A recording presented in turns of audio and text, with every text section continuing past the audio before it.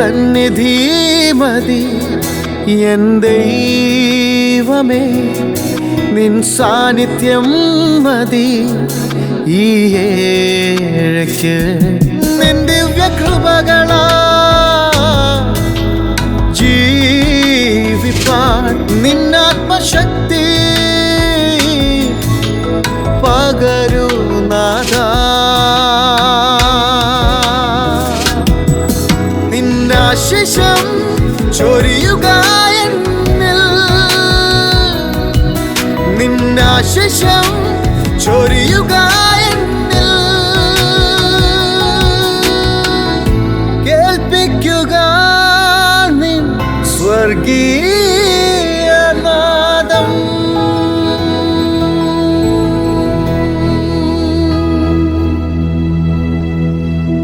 സ്വർഗീയനാദം ശ്രവിക്കുന്ന എല്ലാ മാന്യ സ്നേഹിതർക്കും പ്രഭാതവന്ദനങ്ങൾ അറിയിക്കുന്നു. ഈ പുതിയ ദിവസത്തിൽ എല്ലാവരെയും ദൈവം അനുഗ്രഹിക്കട്ടെ എന്ന് പ്രാർത്ഥിക്കുന്നു. ഇന്നത്തെ ദിവസം ഏറ്റവും സന്തോഷപ്രദമാകട്ടെ, അനുഗ്രഹകരമാകട്ടെ എന്ന് ആശംസിക്കുകയും ചെയ്യുകയാണ്. ഇതൊരു പബ്ലിസിറ്റിയുടെ കാലമാണ്. ഏതൊരു കാര്യത്തിനും പബ്ലിസിറ്റി ധാരാളം ചെയ്യുന്നതായ ഒരു കാലഘട്ടം. ഏതൊരു മീഡിയ നാം ഓപ്പൺ ചെയ്യുമ്പോഴും പരസ്യങ്ങളാണ് കാണുന്നത്. പത്രമാധ്യമങ്ങൾ, അതുപോലെ തന്നെ സോഷ്യൽ മീഡിയ, മറ്റ് വാർത്താമാധ്യമങ്ങളെല്ലാം നാം പരിശോധിച്ചാൽ അവിടെയെല്ലാം നാം കാണുന്നത് പരസ്യങ്ങളാണ്. എന്തിനേറെ യൂട്യൂബിൽ ആത്മീയമായ ശുശ്രൂഷകളുടെ ഇടയിൽ പോലും ധാരാളം പരസ്യങ്ങൾ നമുക്ക് കാണാൻ സാധിക്കും. അങ്ങനെ പരസ്യങ്ങളുടെ ഒരു കാലഘട്ടം തന്നെയാണിത്. ആ പരസ്യങ്ങളിലൂടെയാണ് ആളുകളുടെ ശ്രദ്ധ ആകർഷിക്കുകയും ഏതെങ്കിലും ഒരു ഉദ്യമത്തിലേക്ക് ആളുകളെ കൊണ്ടുവരികയും ചെയ്യുന്നത്. നാം പറഞ്ഞതുപോലെ യൂട്യൂബ്, വാട്സാപ്പ്, ഫേസ്ബുക്ക് ഇതെല്ലാം പരസ്യങ്ങളുടെ ഒരു പ്ലാറ്റ്ഫോമായിട്ട് മാറിയിരിക്കുന്നു. ഇനി ഈ പരസ്യങ്ങളൊന്ന് ശ്രദ്ധിച്ചാൽ അതിൽ കാണാൻ സാധിക്കുന്നത് എന്താണ്? നന്നായി ചിരിച്ചുകൊണ്ടിരിക്കുന്ന ആളുകളുടെ മുഖമാണ് അതിൽ നാം കാണുന്നത്. അതിൽ ചിരിക്കുന്ന മുഖത്തോടുകൂടെ ഇരിക്കുന്ന ആളുകൾ സാധാരണക്കാരല്ല, അതിനുവേണ്ടിയുള്ള മോഡലുകളാണ്. തിരഞ്ഞെടുക്കപ്പെട്ട മോഡലുകളുടെ ചിരിക്കുന്ന മുഖമാണ് പരസ്യത്തിന് ആവശ്യം. നമ്മുടെ ഒന്നും മുഖം അതിന് യോജ്യമല്ല. അങ്ങനെ ചിരിക്കുന്ന ആളുകളുടെ മുഖം കണ്ട് വശീകരിക്കപ്പെട്ടാണ് ആളുകൾ ഓരോ കാര്യത്തിലേക്ക് ചെല്ലുന്നത്. അതുകൊണ്ട് പരസ്യത്തിന് വളരെയധികം പ്രാധാന്യമുണ്ട്. ഈ കാലഘട്ടം എന്ന് പറയുന്നത് പരസ്യത്തിൽ അധിഷ്ഠിതമായ ഒരു കാലഘട്ടം തന്നെയാണ്. ഈ പരസ്യത്തിലൊക്കെ ചിരിച്ചുകൊണ്ടിരിക്കുന്ന ആളുകളുടെ യഥാർത്ഥമായ ജീവിതം പരിശോധിക്കുമ്പോൾ അവരുടെ മുഖം വളരെയധികം മ്ലാനമാണ് എന്ന് കണ്ടെത്തുവാൻ സാധിക്കും. അവർ പരസ്യങ്ങളിൽ ചിരി അഭിനയിക്കുകയാണ്, എന്നാൽ യഥാർത്ഥ ജീവിതത്തിൽ അവരുടെ മുഖവും മനസ്സുമൊക്കെ വളരെയധികം മ്ലാനമാണ്. ലോകത്തിൻ്റെ മുൻപിൽ അവർ ചിരി അഭിനയിച്ചു വരുന്നു എന്ന് മാത്രമേ ഉള്ളൂ. അവരുടെ ചിരി കൊണ്ട് അനേകരെ ആകർഷിക്കുന്നു, അനേകർക്ക് ആശ്വാസം നൽകുവാൻ ശ്രമിക്കുന്നു, അനേകർക്ക് പ്രതീക്ഷ നൽകുന്നു. എന്നാൽ അവരുടെ യഥാർത്ഥ ജീവിതത്തിൽ അവരുടെ മുഖം വളരെയധികം മ്ലാനമാണ്. അവരുടെ മനസ്സ് വളരെയധികം പ്രക്ഷുബ്ധമാണ്. ഞാൻ ഇപ്രകാരം കേട്ടിട്ടുണ്ട്. ഒരിക്കൽ ഒരു സൈക്കോളജിസ്റ്റിനെ കാണുവാൻ ഒരു ചെറുപ്പക്കാരനെത്തി. അദ്ദേഹം പറയുകയാണ്, ഡോക്ടർ, എനിക്ക് മനസ്സിൽ വല്ലാത്ത വിഷമമാണ് എല്ലാ സമയത്തും. ഒട്ടും സന്തോഷിക്കുവാൻ സാധിക്കുന്നില്ല, ചിരിക്കുവാനേ കഴിയുന്നില്ല. അതുകൊണ്ട് എന്തെങ്കിലും ഒരു മരുന്ന് എനിക്ക് നൽകണം. ആ ഡോക്ടർ ഉടനെ പറഞ്ഞു, താങ്കളൊരു കാര്യം ചെയ്താട്ടെ, ഇവിടെ ഒരു സർക്കസ് നടക്കുന്നുണ്ട്. താങ്കൾ ആ സർക്കസ് ഒന്ന് കാണുവാനായിട്ട് ചെല്ലുകയാണെങ്കിൽ ആ സർക്കസിൽ ഒരു വിദൂഷകനുണ്ട്. ഓരോ സർക്കസ് ഇനങ്ങളുടെയും ഇടയിൽ അദ്ദേഹം വന്ന് സദസ്യരെ വല്ലാതെ ചിരിപ്പിക്കാറുണ്ട്, കുടുകുടാ ചിരിപ്പിക്കാറുണ്ട്. അതുകൊണ്ട് താങ്കൾ ആ സർക്കസ് കൂടാരത്തിലൊന്ന് പോയാട്ടെ, താങ്കൾക്ക് ചിരിക്കുവാൻ സാധിക്കും. ഉടനെ ആ രോഗി പറയുകയാണ്, ഡോക്ടറെ, ആ സർക്കസ് കൂടാരത്തിൽ അനേകരെ ചിരിപ്പിക്കുന്ന വിദൂഷകൻ മറ്റാരുമല്ല, ഞാൻ തന്നെയാണ്. എല്ലാവരെയും ഞാൻ ചിരിപ്പിക്കുന്നു, പക്ഷേ എനിക്ക് ചിരിക്കുവാൻ സാധിക്കുന്നില്ല. എൻ്റെ മനസ്സ് വല്ലാതെ വിഷമിച്ചിരിക്കുന്നു. ഞാൻ ചിരി അഭിനയിക്കുകയാണ് ആളുകളുടെ മുൻപിൽ.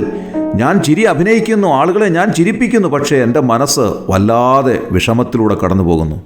വാസ്തവത്തിൽ ഇത് ലോകത്തിൻ്റെ ഒരു ചിത്രമാണ്. ആളുകളുടെയൊക്കെ മുൻപാകെ വന്ന് ചിരിച്ചു കാണിക്കുന്നവരുടെ യഥാർത്ഥ മുഖം വല്ലാതെ മ്ലാനമാണ് എന്ന് കാണുവാൻ സാധിക്കും. നമ്മുടെ മുഖത്തിൻ്റെ മ്ലാനത മാറ്റുവാനുള്ള പരിഹാരം എന്താണ്? ഏതെങ്കിലും ഡോക്ടർക്ക് ഒരു മരുന്ന് നിർദ്ദേശിക്കുവാൻ സാധ്യമല്ല. വാസ്തവത്തിൽ മനഃശാസ്ത്രജ്ഞർ പറയുന്നതനുസരിച്ചാണെങ്കിൽ മുഖം എന്ന് പറയുന്നത് മനസ്സിൻ്റെ കണ്ണാടിയാണ്. മനസ്സിൽ യഥാർത്ഥ സന്തോഷം അനുഭവിക്കുന്ന ഒരു വ്യക്തിക്കല്ലാതെ മനസ്സ് തുറന്ന് ചിരിക്കുവാനായിട്ട് കഴിയുകയില്ല. 34-ാം സങ്കീർത്തനം 5-ാം വാക്യത്തിൽ നാം ഇങ്ങനെ വായിക്കുന്നു, അവങ്കലേക്ക് നോക്കിയവർ പ്രകാശിതരായി, അവരുടെ മുഖം ലജ്ജിച്ചു പോയതുമില്ല. കർത്താവിങ്കിലേക്ക് നോക്കുമ്പോൾ നമ്മുടെ മുഖത്തിൻ്റെ മ്ലാനത മാറി പ്രകാശമാനമാകുന്നു. നമ്മുടെ പാപം നിമിത്തമാണ് നമ്മുടെ മനസ്സിൻ്റെ സന്തോഷം നഷ്ടപ്പെടുന്നത്, നമ്മുടെ മുഖത്തെ പ്രകാശം നഷ്ടപ്പെടുന്നത്. എന്നാൽ നമ്മുടെ ഹൃദയത്തിൽ കർത്താവായ യേശുക്രിസ്തുവിനെ രക്ഷിതാവും കർത്താവുമായി സ്വീകരിക്കുമ്പോൾ വാസ്തവത്തിൽ നമ്മുടെ ഹൃദയത്തിലെ സന്തോഷം നമുക്ക് തിരികെ ലഭിക്കുന്നു. നമ്മുടെ മുഖം പ്രകാശമാനമാകുന്നു. മ്ലാനമായ മുഖത്തിന് പകരം നല്ല പ്രകാശമുള്ള ഏറ്റവും തെളിമയുള്ള മുഖം നമുക്ക് ലഭിക്കുന്നു. ആരുടെയും മുൻപിൽ ചിരി അഭിനയിക്കേണ്ടുന്നതായ ആവശ്യമില്ല.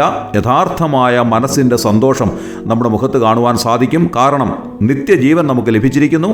നമ്മുടെ ആത്മാവ് തേജസ്കരിക്കപ്പെടുന്നു. അതുകൊണ്ട് കർത്താവായ യേശുക്രിസ്തുവിനെ രക്ഷിതാവും കർത്താവുമായി സ്വീകരിക്കുക. മ്ലാനമായ മുഖം മാറി സന്തോഷമുള്ള മുഖം എല്ലാവർക്കും ലഭിക്കട്ടെ. നമ്മുടെ കണ്ണുകളെ അടയ്ക്കാം, പ്രാർത്ഥിക്കാം. ക്രിസ്തുവേശുവിലൂടെ അതിവാത്സല്യമായി ഞങ്ങളെ സ്നേഹിക്കുന്ന സ്വർഗീയ പിതാവാ നല്ല ദൈവമേ, അനുഗ്രഹകരമായ ഈ ദിവസത്തിനായി ഞങ്ങൾ നന്ദിയോടെ സ്തോത്രം ചെയ്യുന്നു. സ്വർഗീയ നാദം ശ്രവിച്ച എല്ലാവരും യേശുക്രിസ്തുവിനെ രക്ഷിതാവും കർത്താവുമായി ഉള്ളത്തിൽ സ്വീകരിച്ച് പാപക്ഷമ പ്രാപിച്ച് നിത്യജീവൻ്റെ അവകാശിയായി തീരുവാൻ അവരെ സഹായിക്കണമേ.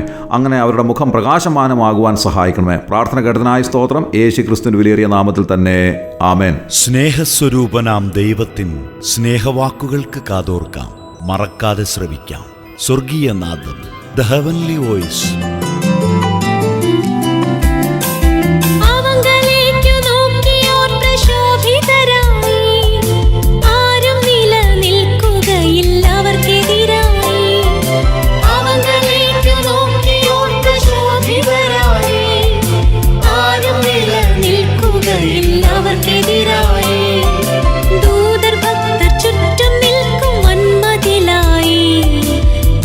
പോകും കാറ്റുപാറ്റിടും പതിരായി, ദൂതർ ഭക്തർ ചുറ്റും നിൽക്കും വൻമതിലായി. ദുഷ്ടർ പോകും കാറ്റുപാറ്റിടും പതിരായി. ദൈവം നല്ലവൻ, എന്നെന്നും നല്ലവൻ. ഞാൻ രുചിച്ചറിഞ്ഞു പാടും ദൈവം നല്ലവൻ.